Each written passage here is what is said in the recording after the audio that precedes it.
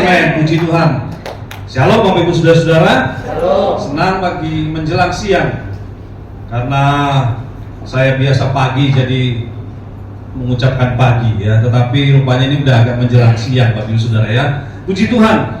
Saya ingin mengucapkan terima kasih tentunya kepada Tuhan yang sudah memimpin saya ke tempat ini untuk menyampaikan firman Tuhan. Dan saya juga berterima kasih kepada Gembala Sidang Bapak Pendeta Hari yang juga sudah mengizinkan saya untuk men-sharingkan firman Tuhan. Dan saya percaya ini bukan sebuah kebetulan, karena firman Tuhan itu tidak pernah kebetulan bagi kita. Amin Bapak Saudara. Firman Tuhan itu selalu tepat buat kita, karena firman Tuhan itu adalah firman Allah, bukan firman manusia. Dan pada saat ini Bapak Saudara, saya ingin juga mengucapkan selamat Natal kepada kita yang sudah kita lalui, dan akan menyambut tahun baru 1 Januari besok yang akan kita masuki. Betapa senang hati kita bisa memasuki tahun baru Bapak Ibu Saudara. Amin. Ya, bukan hanya karena tahunnya saja yang baru, tapi kita percaya ada hal-hal yang baru yang Tuhan mau berikan bagi kita. Amin. Ada berkat-berkat Tuhan yang Tuhan sediakan di tahun yang baru nanti. Oleh karena masih bulan Desember, di tanggal 31 saya ingin mengambil kisah dari seputar Natal. Tetapi ini tidak hanya berbicara Natal, ini juga berbicara mengenai sesuatu yang baru yang akan kita jalani di tahun 2024 yang tinggal 1 hari lagi, besok kita akan masuki. Saya mengambil teksnya dulu di dalam Matius pasal yang kedua Bapak Saudara, ayat 1 sampai 12. Ini kisah mengenai orang-orang Majus. Saya akan bacakan Matius pasal yang kedua ayat 1 sampai yang ke-12. Firman Tuhan, sesudah Yesus dilahirkan di Bethlehem di tanah Yudea pada zaman Raja Herodes, datanglah orang-orang Majus dari timur ke Yerusalem dan bertanya-tanya, di manakah dia, raja orang Yahudi yang baru dilahirkan itu? Kami telah melihat bintangnya di timur dan kami datang untuk menyembah dia. Ketika Raja Herodes mendengar hal itu, terkejutlah ia beserta seluruh Yerusalem. Maka dikumpulkannya semua imam kepala dan ahli Taurat bangsa Yahudi, lalu dimintanya keterangan dari mereka, di mana Mesias akan dilahirkan. Ayat 5, mereka berkata kepadanya, di Bethlehem di tanah Yudea, karena demikianlah ada tertulis dalam kitab Nabi. Dan engkau Bethlehem tanah Yudea, engkau sekali-kali bukanlah yang terkecil di antara mereka yang memerintah Yehuda, karena daripada mula akan bangkit seorang pemimpin yang akan mengembalakan umatku Israel. Lalu dengan diam-diam Herodes memanggil orang-orang Majus itu dan dengan teliti bertanya kepada mereka, bila mana bintang itu nampak? Kemudian ia menyuruh mereka ke Bethlehem, katanya, pergi dan selidikilah dengan seksama hal-hal mengenai anak itu. Dan sesudah kamu menemukan dia, kabarkanlah kepadaku, supaya aku pun datang menyembah dia. Setelah mendengar kata-kata raja itu, berangkatlah mereka. Dan lihatlah bintang yang mereka lihat di timur itu mendahului mereka hingga tiba dan berhenti di atas tempat di mana anak itu berada. Ketika mereka melihat bintang itu, sangat bersukacitalah mereka. Maka masuklah mereka ke dalam rumah itu dan melihat anak itu bersama Maria, ibunya. Lalu sujud menyembah dia. Mereka pun membuka tempat harta bendanya dan mempersembahkan persembahan kepadanya, yaitu emas, kemenyan, dan mur. Ayat 12, dan karena diperingatkan dalam mimpi supaya jangan kembali kepada Herodes, maka pulanglah mereka ke negeri melalui jalan lain. Sama-sama kita katakan amin. Amin. Bapak Ibu sudah dikasih dalam Tuhan, pada saat ini saya ingin memberi judul firman Tuhan yang tadi saya sudah sampaikan dengan judul jaminan pengharapan orang percaya. Nah Bapak Ibu saudara-saudara, kalau bicara jaminan, tentu kita ingin semua ya memiliki jaminan dalam hidup kita. Nah, tetapi saya mulai dengan satu kisah ini Bapak Ibu Saudara. Pada tahun 2003 ya, di kota Belgia itu ada satu toko atau tempat penyimpanan berlian, salah satu yang terbesar di dunia ya. Tempat penyimpanan berlian, permata-permata dan emas yang cukup terbesar. Dan dikatakan bahwa tempat ini adalah tempat yang paling aman ya, tempat yang paling aman. karena tidak akan mungkin bisa dijebol oleh maling atau dirampok begitu ya, atau dibobol oleh maling. Jadi pada tanggal 16 Februari 2003 ternyata perampok berhasil mencuri toko ini, Bapak Saudara, atau tempat penitipan berlian ini. Diperkirakan sekitar 1 triliun lebih ya berlian yang dicuri dari toko ini. Padahal toko ini adalah toko yang paling aman, Bapak Saudara. Dikatakan juga bahwa toko ini punya satu moto ya, katanya bahwa safety itu merupakan menjadi prioritas mereka ya. Keselamatan barang-barang yang dititipkan di situ, berlian, permata dan sebagainya, itu sudah pasti tidak akan mungkin. Dan memang benar saudara, sebetulnya tidak akan mungkin karena memang ada 10 lapis pengaman dari tempat penyimpanan berlian itu ya. Ada 10, bayangkan Bapak Saudara ya. 10 itu bukan satpam-satpam yang menjaga 10, bukan Bapak Saudara ya. Tetapi 10 itu ada jenis berbagai sensor yang tidak akan mungkin orang bisa memasukinya ya. Contohnya sensor magnetis, sensor panas, sensor cahaya ya, kemudian sensor yang bersifat sensitif karena hembusan nafas saja yang ada di situ itu bisa memicu alarm, saudara-saudara. Jadi dengan kata lain tidak mungkin. Jadi orang berlomba-lomba menaruh, khususnya orang-orang kaya ya, menaruh berlian permatanya di toko ini yang bernama Enrep Diamond Center yang ada di Belgia. Jadi tidak akan mungkin lah kecurian. Jaminannya pasti. Tapi apa yang terjadi?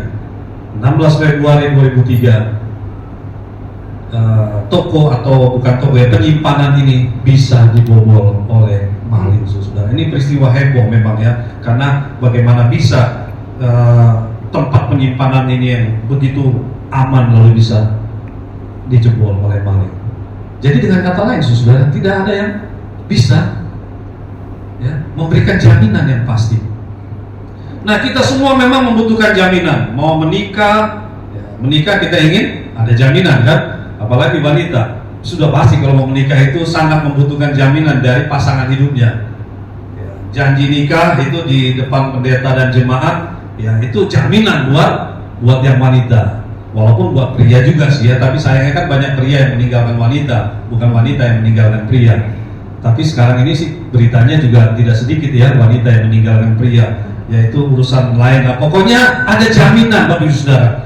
Lalu kalau kita membeli barang ada jaminan, segala sesuatunya ada.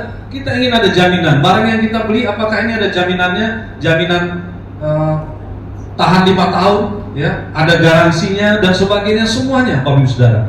Jadi memang semua manusia menginginkan jaminan, tidak ada yang tidak menginginkan jaminan ya. Nah, faktanya saudara-saudara, kalau bicara Allah yang adalah pemberi jaminan pengharapan yang pasti bagi kita sesuai dengan judul yang saya berikan, jaminan pengharapan orang percaya. Nah, faktanya bahwa kok sampai hari ini saya masih kekurangan. Kalau Allah itu memang adalah pemberi jaminan yang pasti buat pengharapan kita. Faktanya kenapa sampai hari ini saya kok masih belum dapat pekerjaan? Kan katanya Allah ingin memberikan jaminan kepada hidup saya. Apa yang saya doakan, apa yang saya harapkan itu akan dijawab oleh Tuhan. Sampai hari ini saya mungkin masih sendiri gitu ya. Kok faktanya Tuhan akan memberikan saya pasangan hidup. Tapi sampai hari ini kok saya masih jomblo misalnya ya, Bapak Saudara, masih sendiri. Jadi ada 1001 keinginan dari doa kita, dari pengharapan kita yang belum terjawab. Lalu di mana kalau begitu? Katanya Tuhan memberikan jaminan yang pasti buat kita ya. Apalagi kalau bicara Alkitab kita percaya bahwa Alkitab adalah jaminan yang pasti buat kita. Amin, saudara. Nah, jadi saudara-saudara, saya mau katakan bahwa adanya masalah atau persoalan atau adanya pergumulan doa kita yang belum terjawab itu sebetulnya tidak meniadakan janji Tuhan buat kita semua. Amin. Tidak meniadakan bahwa Tuhan itu sanggup memberikan jaminan buat pengharapan-pengharapan kita. Jadi bukan ya, jaminan Tuhan itu tidak ada kalau doa kita belum dijawab. Bukan berarti jaminan Tuhan atas pengharapan kita itu tidak pasti. oleh karena saya masih bergumul sampai hari ini. Jadi saudara, jaminan Tuhan iya dan amin. Allah mau memberikan jaminannya bagi kita, sama seperti orang Majus, Bapak Ibu Saudara, yang kita baca tadi. Orang Majus dikatakan adalah orang yang berangkat dari timur, lalu mereka menuju ke Yerusalem atau ke Bethlehem ingin bertemu dengan bayi Yesus. Saudara, orang Majus ini siapa? Kita tahu memang tidak banyak ya datanya. Tetapi yang saya mau katakan pertama adalah kita belajar dari orang Majus. Pertama, karena orang Majus itu adalah orang yang sangat percaya kepada apa yang dia percaya. Nah, memang orang Majus ini tidak dikatakan bahwa dia orang Israel atau keturunan orang Yahudi, hanya dikatakan orang dari timur. Dan banyak penafsir mengatakan bahwa dia memang bukan orang Yahudi atau orang Israel, tapi orang yang berasal dari timur tengah sana. Diperkirakan kalau sekarang ini daerah Irak atau Iran atau Persia. Tapi yang jelas saudara-saudara, ketika orang-orang Majus ini dia baca tentang nubuat perjanjian lama, ya, dalam kitab Wahyu, kitab Mika dikatakan akan ada lahir seorang raja besar. Orang Majus ini percaya, dan beda dengan orang-orang Yahudi atau orang-orang imam-imam, ya, ahli Taurat yang sebetulnya mereka punya Taurat, tapi mereka tidak percaya kepada Taurat mereka. Sementara orang-orang Majus, mereka tidak punya Taurat, tapi mereka percaya apa yang mereka dengar. Diperkirakan ya Bapak Ibu Saudara, orang Majus ini taunya dari mana? Bahwa akan ada lahir seorang juru selamat atau raja yang besar. Ada dua kemungkinan memang Bapak Ibu Saudara. Yang pertama, ketika bangsa Israel ditawan ya di kerajaan Babel, yang itu juga di daerah timur sana, itu orang-orang di sekitarnya ya termasuk orang-orang Majus, dia mendengar banyak ajaran Taurat itu ya, ajaran dari kitab Taurat mengatakan akan ada lahir seorang raja yang besar ya. Raja yang mulia, raja yang besar. Jadi mereka bisa percaya di situ karena orang-orang Yahudi, orang Israel yang ditawan di Babel. Tapi ada kemungkinan yang berikutnya, dikatakan bahwa mereka itu karena orang Yahudi juga biasa berpergian atau mereka terseret di berbagai bangsa. Jadi tahunya orang Majus itu dari orang-orang Yahudi yang tersebar di berbagai tempat sampai ke daerah wilayah timur. Jadi saudara-saudara, itu yang memungkinkan orang Majus tahu mengenai akan lahir seorang raja, dan patokannya bintang tadi ya, Bapak Saudara ya. Nah, kemudian apa yang mereka lakukan? Mereka percaya, mereka pegang apa yang dikatakan oleh kitab Taurat itu, ya, mereka percaya dan mereka lakukan itu Bapak Saudara, atau mereka mempercayainya. Nah, yang pertama saudara-saudara, belajar dari orang Yahudi, orang Majus ini, bahwa bagaimana pengharapan mereka untuk bertemu dengan bayi Yesus itu, bertemu dengan lahirnya seorang raja, karena dimulai dari percaya. Dan Alkitab kita juga mengajarkan kalau tidak ada percaya atau tidak ada iman, maka kita tidak berkenan kepada Tuhan dalam surat Ibrani. Percaya adalah dasar dari segala sesuatu pengharapan kita. Ibrani 11 ayat 1. Iman adalah dasar dari segala sesuatu yang kita harapkan dan bukti dari segala sesuatu yang tidak kita lihat. Jadi Bapak Ibu Saudara-saudara, Tuhan mau kita tetap percaya dalam kita ingin melihat pengharapan kita yang akan terwujud di tahun 2024 nanti yang akan kita jalani. Amin Bapak Ibu Saudara, kita harus tetap percaya walaupun mungkin kita belum melihat, walaupun kita belum mendapatkan apa yang kita doakan, kita belum menerima dari apa yang kita harapkan, tapi tetap Tuhan mengingatkan kita, percayalah. Amen. Percayalah. Karena Bapak Ibu Saudara-saudara, kalau bicara janji Tuhan itu tidak didasari kepada apa yang di luar. Janji Tuhan tidak, jaminan Tuhan maksudnya itu tidak didasari daripada manusia atau apa yang ada di dunia ini. Janji Tuhan hanya didasari kepada firman-firmannya atau firman Tuhan. Dan saudara tahu alam semesta akhirnya terjadi oleh karena janji Tuhan, firman Tuhan, segala sesuatunya. Jadi Bapak Ibu Saudara, mari kita tetap percaya meskipun kita belum lihat, kita tetap percaya meskipun belum kita mendapatkan.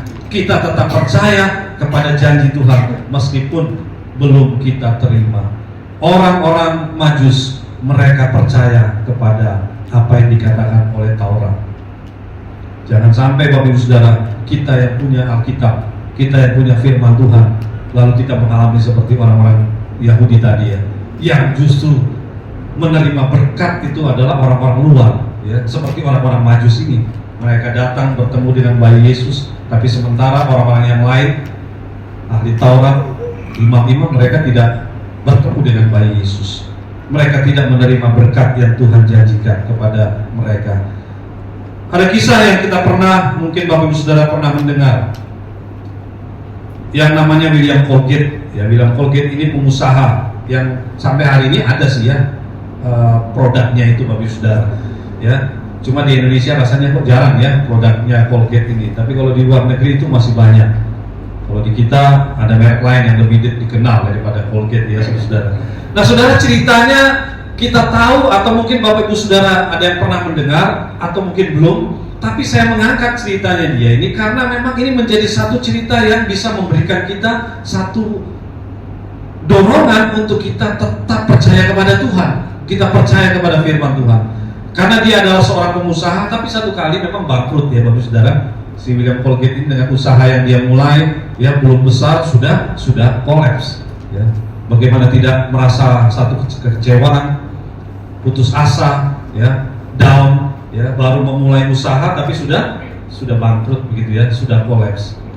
Nah tetapi saudara-saudara, satu kali ada temannya bercerita kepada William Colgate ini dengan mengingat firman Tuhan yang dia sampaikan. Hanya dia berkata begini, "Hey William, kalau kamu ingin diberkati Tuhan, cobalah gitu ya, kamu beri persepuluhan."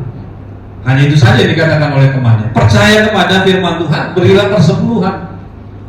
Dan saudara-saudara, singkat cerita, William Colgate penasaran apa benar ini ya. Kemudian dia melakukan apa yang dikatakan oleh temannya ini. Teman yang biasa saja, teman yang bukan seorang hamba Tuhan ya, bukan pendeta besar. Dia cerita, kemudian dia bagikan itu, dan si William Colgate dia lakukan. Dan benar Bapak Ibu Saudara, dalam cerita yang diceritakan dalam sejarah, bukan hanya sejarah kekristenan ya, tapi sejarah dunia mencatat kemudian William Colgate setelah dia melakukan itu, percaya kepada apa yang dikatakan oleh temannya, tapi percaya kepada firman Tuhan, dia lakukan memberi persepuluhan. Dan benar usahanya kemudian meningkat, usahanya diberkati Tuhan. Dan kemudian dia tidak hanya berhenti sampai di persepuluhan saja Bapak Saudara, tapi dikatakan di dalam sejarah bahwa dia bisa memberi sampai 30 perpuluhan, ya bukan perpuluhan, 30% dari apa yang dia dapatkan. Ada lagi yang bercerita sampai ada 90, saya tidak tahu pasti, tapi 30 ini memang lebih banyak catatannya. Tapi ada yang mengatakan 90 dibalik jadi ya. Kalau tadinya dia hidup 90%, 10% buat Tuhan, ini sekarang dibalik, 10% buat dia, 90% buat Tuhan. Tapi yang jelas dia percaya kepada firman Tuhan. Itulah yang membuat si William Colgate usahanya diberkati. Dan kalau William Colgate saja bisa diberkati Tuhan, masa kita tidak bisa diberkati Tuhan? Amin. Dengan kita mentaati atau percaya kepada firman Tuhan. Orang-orang Majus, dia menerima berkat bertemu dengan bayi Yesus oleh karena percaya. Jalan yang cukup jauh dijalani, itu karena percayanya. Saudara, ini yang kedua yang kita lihat belajar dari orang Majus. Sebetulnya ketika percaya kita sudah sungguh-sungguh, maka tindakan itu akan menjadi mudah Bapak Ibu Saudara. Orang Majus itu kemudian tidak hanya mendengarkan di kampungnya sana, dia sudah dengar, oh akan lahir seorang juru selamat atau seorang raja besar dengan tanda bintang. Ya, mereka tidak berhenti sampai di situ. Tidak hanya percaya saja. Kan tidak sedikit orang yang hanya sampai di mulut saja ya, percaya tetapi tidak bertindak. Ya, percaya tetapi tidak melakukan, alias NATO ya. Apa itu NATO? Ya, maksudnya hanya banyak bicara, tidak ada tindakan ya, saudara. No action, talk only gitu ya katanya ya. Jadi kebanyakan hanya di mulut saja, hanya percaya tapi tidak ada tindakan. Tapi kita lihat belajar dari orang Majus, mereka tidak hanya percaya tapi bertindak. Saudara, jarak yang mereka tempuh itu diperkirakan 4.000 km dari kampung halamannya sampai ke Yerusalem atau ke tanah Palestina. Bukankah ini jalan yang jauh ya saudara, 4.000 km. Saya mengadakan perjalanan dari Jakarta Surabaya saja rasanya sudah jauh banget begitu ya. Itu baru 700 km, 700 sekian kilometer ya. Ini tuh 4.000 km. Dan jalannya pada waktu itu bukan seperti sekarang ini atau seperti yang saya jalani ya, naik mobil, jalan tol. Wah, enak sekali saudara ya. Sekarang kalau sudah zaman sekarang ini berpergian jauh tidak menjadi masalah. Tapi bagaimana dengan orang Majus? Mereka berjalan dari kampungnya sampai ke Bethlehem atau Yerusalem 4.000 km, kemudian perjalanannya padang gurun. Di padang gurun itu Bapak Ibu Saudara dikatakan kalau malam hari itu temperatur bisa sampai mencapai 1 derajat Celcius kalau malam hari. Lalu kemudian kalau siang hari ya, dikatakan kalau malam hari begitu dingin luar biasa sampai 1 derajat Celcius. Saya belum pernah ya tinggal di 1 derajat Celcius Bapak Saudara ya. Di 15 derajat Celcius saja di daerah-daerah tertentu daerah kita tuh ada yang sudah dingin-dingin gitu ya. Itu saja sudah kedinginan ya. Nah, kemudian saudara-saudara, kalau siang hari itu dikatakan bisa mencapai 60 derajat Celcius. Artinya panas sekali Bapak Saudara ya. Panas yang luar biasa 60 derajat. Kita belum pernah ya mengalami di Indonesia, di Jakarta 60 derajat. Ya, kemarin saja ada yang mengatakan 30 sekian, itu sudah panasnya luar biasa ya saudara-saudara. Banyak yang sudah cerita-cerita sakit ya atau mengalami masalah dengan pernapasan. Jadi saudara-saudara, itu yang dilalui oleh orang-orang Majus ini tadi. Perjalanan yang tidak mudah. Ya. Bagaimana kalau tidak didasari dengan percaya yang kuat, maka mereka tidak akan bisa bertindak. Belum lagi Bapak Ibu Saudara, di dalam perjalanan mereka di padang gurun, mereka bisa menemui perampok-perampok. Itu cerita mengenai di padang gurun itu hal yang biasa kalau ada perampok ya. Jadi kalau ada orang berjalan tanpa pengawalan, tanpa rombongan banyak, itu mudah dirampok. Tidak hanya sampai di situ, dikatakan lagi perjalanan orang Majus bisa mendapatkan kematian jika bisa atau bukan digigit ya, dipatuk oleh kalajengking. Yang namanya death stalker itu adalah kalajengking yang biasa hidup di padang gurun, dan kalau kalajengking ini mematuk ya, orang itu hanya dalam hitungan menit dia bisa meninggal. Karena memang di para ilmuwan ini kemudian mendapati bahwa ternyata di racun kalajengking jenis ini justru racun yang paling berharga, paling mahal. Waktu saya sedikit kenapa paling mahal ya? Ternyata racun dari kalajengking ini itu bisa dipakai untuk pengobatan yang besar gitu ya, untuk pengobatan. Saya tidak lanjutkan pengobatan apa, tetapi itu mahal harganya. Dikatakan bisa sampai 0,5 triliun atau 0,5 miliar atau 0,5 triliun. Tapi yang jelas ini sesuatu yang berharga. Nah, saudara-saudara, orang-orang Majus mereka bertindak atau berbuat dari atas apa yang mereka percaya. Inilah yang Tuhan mau juga kita jalani dalam kehidupan kita, khususnya ketika memasuki tahun 2024 nanti Bapak Saudara. Mari kita akan jalani dengan percaya penuh kepada firman Tuhan. Kita bertindak, karena bertindak atau berbuat ya, itu adalah dasar dari kita akan melihat jaminan yang Tuhan berikan atas pengharapan-pengharapan kita. Amin Bapak Saudara. Kita punya pengharapan.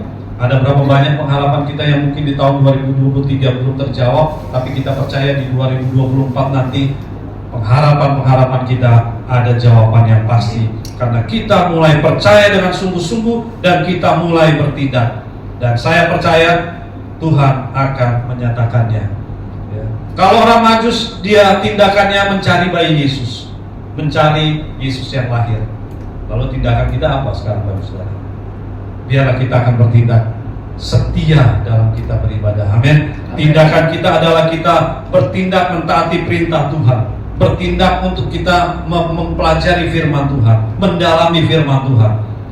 Saya percaya Bapak Gembala di sini punya kerinduan supaya jemaat juga semakin mengerti firman Tuhan.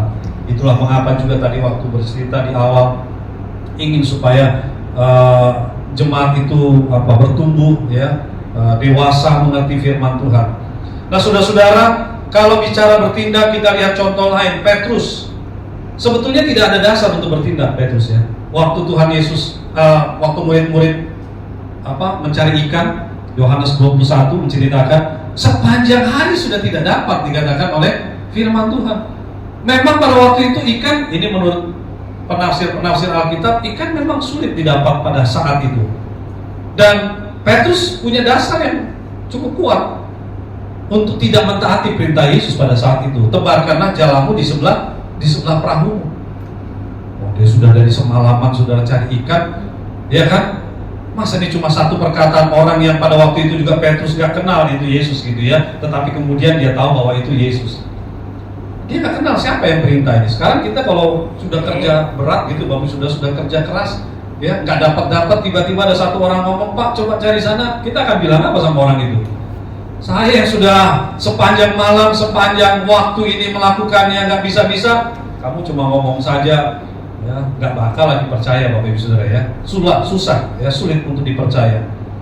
Tetapi beda dengan Petrus. Waktu Tuhan Yesus berkata, tebarkanlah jalanmu. Dan tadi saya katakan bahwa Petrus belum mengenal bahwa itu adalah Yesus. Dia hanya belajar bertindak atau mentaati dari apa yang dikatakan oleh orang tadi. Yang memang puji Tuhan, ternyata yang memerintahkan itu adalah Kristus Yesus. Dan waktu Petrus menebarkan jalan, apa yang terjadi? Alkitab mencatat mereka atau Petrus itu menangkap ikan sekian banyak. Ya, Alkitab sampai mencatat itu angka pastinya ya Bapak Ibu Saudara. Jadi Bapak Ibu Saudara, kalau Petrus tidak bertindak, kalau Petrus tidak mentaati apa yang dikatakan oleh Yesus atau orang-orang itu ya yang sebelum dikenal oleh Yesus, dia tidak dapat apa-apa. Pengharapannya tidak akan terjadi atau tidak akan terwujud ya. Doanya, harapannya dapat ikan banyak hari itu tidak dapat apa-apa. Tapi karena Petrus dia mau bertindak, dia mau mentaati apa yang dikatakan oleh Yesus, maka terjadilah dia mendapati ikan yang banyak. Tuhan mau Bapak Ibu Saudara, mari kita bertindak atas iman kita, bertindak atas apa yang Tuhan katakan, atas apa yang Alkitab katakan. Amin Bapak Ibu Saudara, kita bertindak dan kita perkuat tindakan kita perkuat perbuatan kita, karena bisa jadi itu yang belum kita lakukan dalam tahun-tahun yang kita jalani atau sampai akhir 2003 ini, sehingga kita belum melihat apa yang kita harapkan atau yang kita doakan, apa yang kita inginkan. Tapi kita akan melihatnya setelah kita memperkuat perbuatan kita atas firman Tuhan. Nah Bapak Ibu Saudara-saudara, satu kali ada seorang anak dalam satu kisah ini ya, di tahun atau di abad ke-17. Ini kisah mengenai seorang yang bernama Mary Maureen Jones. Anak ini Bapak Ibu Saudara adalah seorang anak yang senang sekali dengan cerita Alkitab. Di tahun itu Alkitab nggak seperti kita, susah ya Bapak Ibu Saudara. Di tahun itu Alkitab itu hanya dimiliki oleh orang-orang kaya ya, di abad ke-17. Jadi orang-orang menengah ke bawah itu udah pasti nggak bisa punya Alkitab ya. Kalau kita sekarang jangankan satu Bapak Ibu ya, kita bisa punya banyak Alkitab ya. Sudah Alkitab di tab, Alkitab di handphone, Alkitab buku lagi kita bawa ya. Udah berapa Alkitab tuh kita bawa ya. Jadi saudara-saudara, anak ini dia setelah atau sering mendengar cerita di tetangganya yang orang kaya, cerita-cerita mengenai Tuhan Yesus. Dia senang sekali gitu ya, cerita-cerita di Alkitab. Saking senangnya dia ngomong sama mamanya, "Ma, aku pengen punya Alkitab." Ya, seperti yang di tetangga sebelah dia ceritakan si paman itu. Lalu ibunya bilang apa? "Nah, nggak mungkin kita bisa beli Alkitab. Kamu nggak bisa mungkin beli Alkitab karena itu mahal." Ya. Kemudian anaknya tanya, "Berapa sih harganya?" "Sekian lah." Ya, ibunya bilang mungkin biayanya sekian. Lalu karena anak ini saking pengen dengar cerita enak dari Alkitab, cerita-cerita yang menarik itu, ya dia pengen punya Alkitab. Lalu apa yang dia lakukan? Dia mulai bekerja.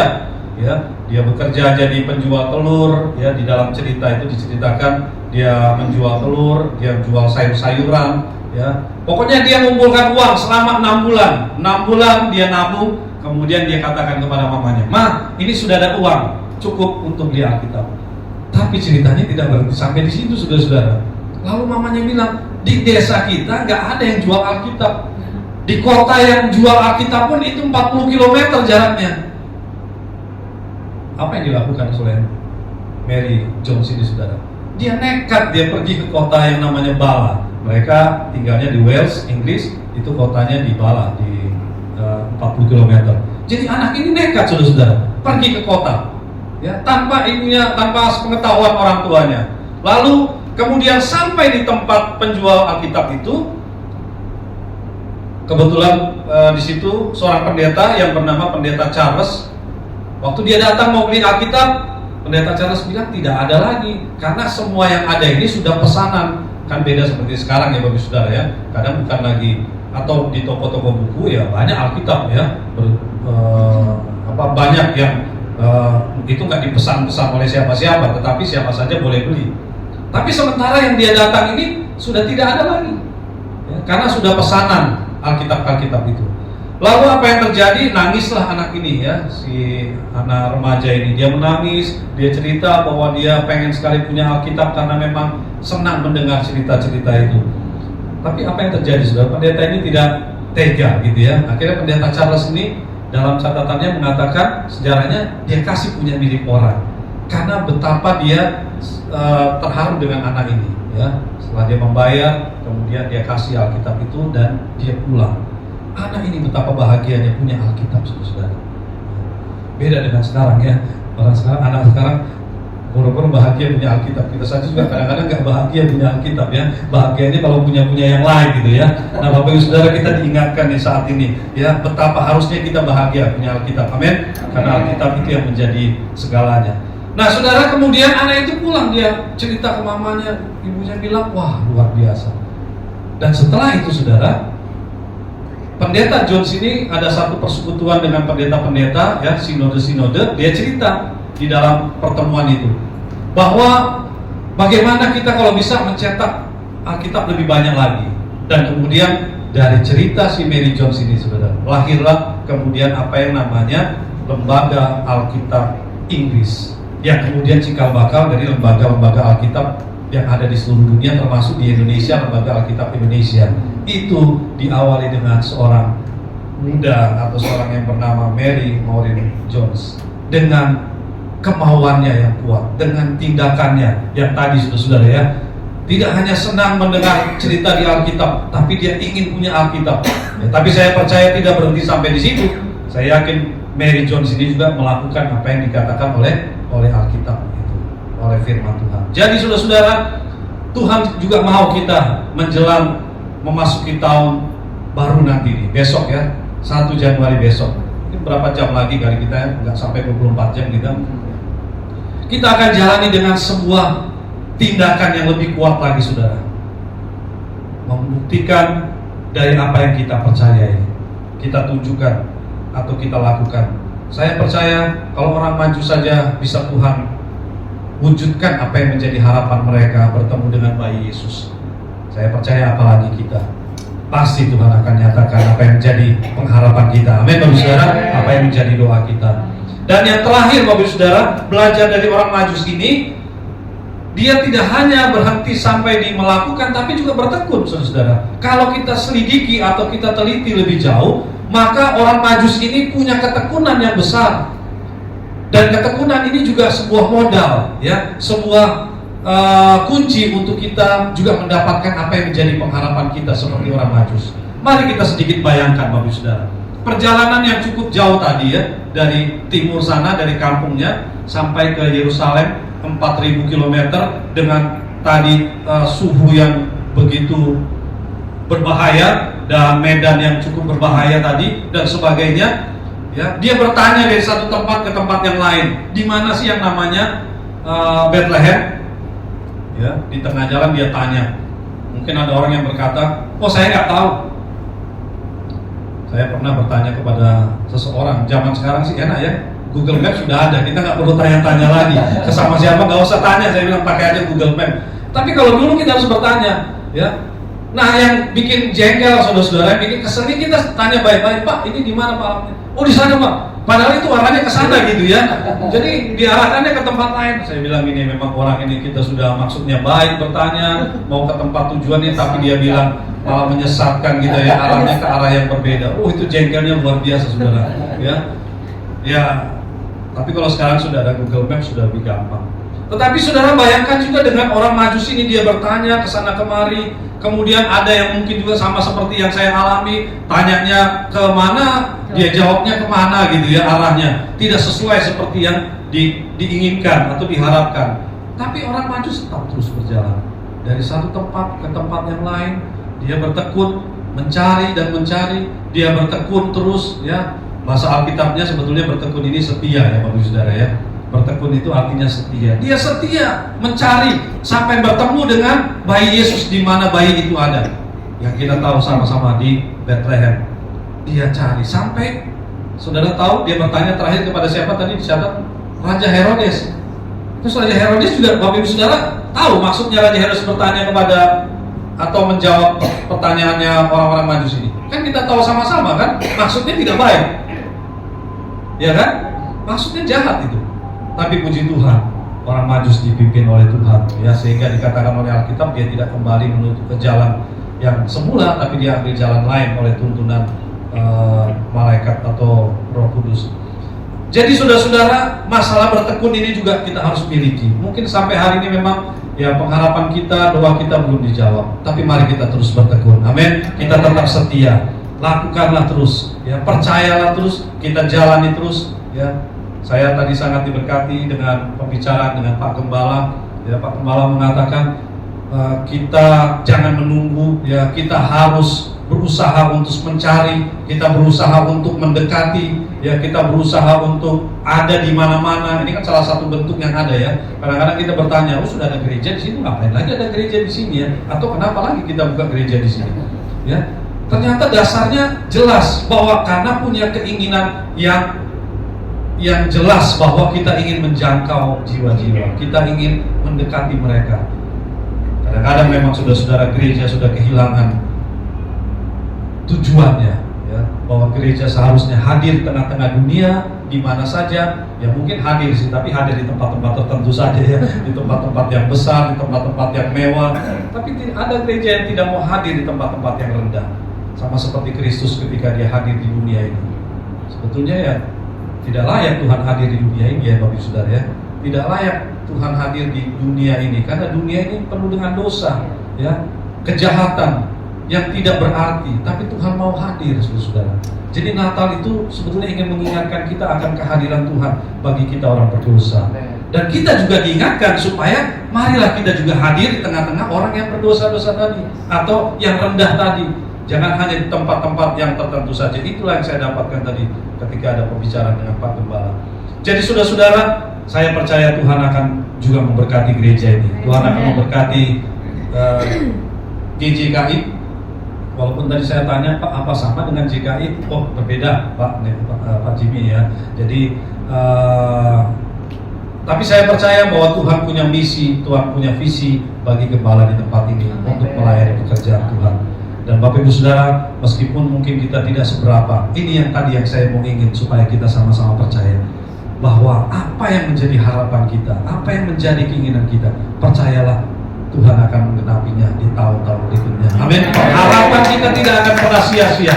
Pengharapan kita pasti, karena yang kita dasari pengharapan kita adalah kepada firman Tuhan, kepada Allah yang kekal, Allah yang dia sanggup melakukan mujizat, dia sanggup melakukan segala perkara. Saya akhiri dengan kisah apa yang dialami oleh istri saya, saudara. Ya, beberapa tahun yang lalu, istri saya itu dikagetkan. Saya juga kaget tentunya, saudara. Kenapa kaget? Karena ternyata istri saya divonis kanker payudara stadium 3. Ya, rasanya nggak ada apa-apa ini, nggak ada hujan, nggak ada badai gitu ya. Tiba-tiba kok divonis kanker. Saudara-saudara, saya percaya dia lebih merasakan daripada saya gitu ya. Karena saya sendiri yang mendengar saja sudah juga begitu menakutkan, apalagi yang mengalami. Tetapi saudara-saudara, apa yang dialami itu Saya bersyukur karena Roh Kudus selalu mengingatkan atau menguatkan. Ya. Apakah itu saya hadir dalam ibadah, apakah itu waktu saya berdoa dengan istri berdoa, atau kami membaca Alkitab, yang jelas bahwa Roh Kudus itu menguatkan supaya tetap percaya kepada firman Tuhan. Dan saudara kemudian menjalani operasi, ya. Kemudian seperti biasa kalau orang kanker itu menjalani kemoterapi, ya. Dan ternyata saudara-saudara, dari apa yang saya pelajari, dengar dari dokter dan sebagainya, tidak sedikit itu sebetulnya orang pengidap kanker meninggalnya bukan karena kankernya, tapi meninggalnya karena menjalani kemoterapinya gitu ya. Karena itu yang dialami istri saya. Jadi kebetulan kemonya 6 kali, ya dokter bilang 6 kali. Jadi satu kali kemo itu dari jam 10 sampai jam 11 malam gitu ya. Jadi sayanya juga menunggu, capek saudara-saudara ya, dari pagi. Apalagi kalau BPJS kita tahu sama-sama ya, antriannya panjang. Jadi masuknya pagi, lalu dapatnya nanti siang baru ininya ya. Tapi tidak apa, kita jalani karena kita percaya berdasarkan firman Tuhan. Kita percaya kepada Alkitab. Dan saudara mulai kemo pertama, gak ada masalah. Kemo kedua, tidak ada masalah. Nah, waktu kemo ketiga baru mulailah saudara-saudara. Setelah tubuh semakin tinggal tulang saja, rambut ini juga sudah botak begitu ya. Istri saya rambutnya baru, jadi segar saudara ya. Ada yang bilang rambutnya bagus ya, iya rambut baru, namanya juga baru. Setelah botak itu kan rambut baru yang muncul ya. Jadi segar rambutnya. Mulailah saudara ya. Apalagi batin atau kejiwaannya sudah mulai ada, karena sempat pingsan ya, sempat mau jalan nggak bisa dan sebagainya, itu pasti sudah pikirannya macam-macam ya Bapak Saudara. Tapi saya percaya Roh Kudus tidak meninggalkan dia, dan saya sebagai suami juga mau tidak mau harus menguatkan dia gitu ya. Jadi saudara-saudara, sampai yang keempat dan kelima bisa dijalani. Dan yang keenam, tahun 2020 harusnya bulan Maret atau April, kan kita tahu sama-sama ada COVID ya saudara-saudara. Jadi waktu ada COVID, kita tanya ke dokternya, dok ini gimana yang keenam nih menjalani kemoterapi. Lalu setelah dia pelajari, sudah nggak perlu lagi lah yang keenam, karena dilihat ternyata rekodnya bagus gitu ya, nggak ada masalah dan sebagainya. Jadi gimana dok? Nggak usah yang keenam. Wah, istri saya senang sekali gitu kan. Kenapa senang sekali? Karena yang memang tadi menjalani kemoterapi itu nggak mudah saudara. Ya.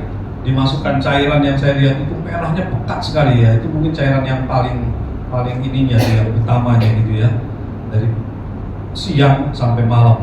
Jadi selalu keluar dari rumah sakit sudah tidak ada tenaga lagi. Pulang ke rumah, sebetulnya rumah sakit tawarkan 1 hari nginap gitu ya. Setiap kali itu boleh nginap 1 hari di rumah sakit. Tapi istri saya bilang enggak, kita pulang aja supaya saya bisa menikmati tidur di rumah lebih nyaman daripada di rumah sakit. Walaupun kelas 1 ya kelas 1, tapi tetaplah gitu ya. Dan puji Tuhan saudara, pengharapan, doa, keinginan itu Tuhan jawab. Puji Tuhan sampai hari ini istri saya ada sebagaimana dia ada. Dia tetap bisa melayani sampai hari ini. Dia tetap bisa mendampingi saya juga pelayanan kemana-mana. Saya sebetulnya memang senang pelayanan itu didampingi oleh istri, karena tidak sedikit hamba-hamba Tuhan yang pelayanan tidak didampingi istri itu punya tantangan tersendiri saudara ya. Ada kerawanan tersendiri ya. Ada pengalaman-pengalaman juga yang banyak terjadi saudara-saudara. Jadi dari situlah saya diingatkan, kalau selama kamu bisa bersama-sama dengan istri melayani, lakukanlah itu, akan lebih menguatkan kamu. Puji Tuhan Bapak Ibu Saudara, saya percaya tahun 2024 nanti kita akan jalani dengan melihat jawaban yang pasti dari Tuhan. Amin. Mari kita berdiri bersama-sama.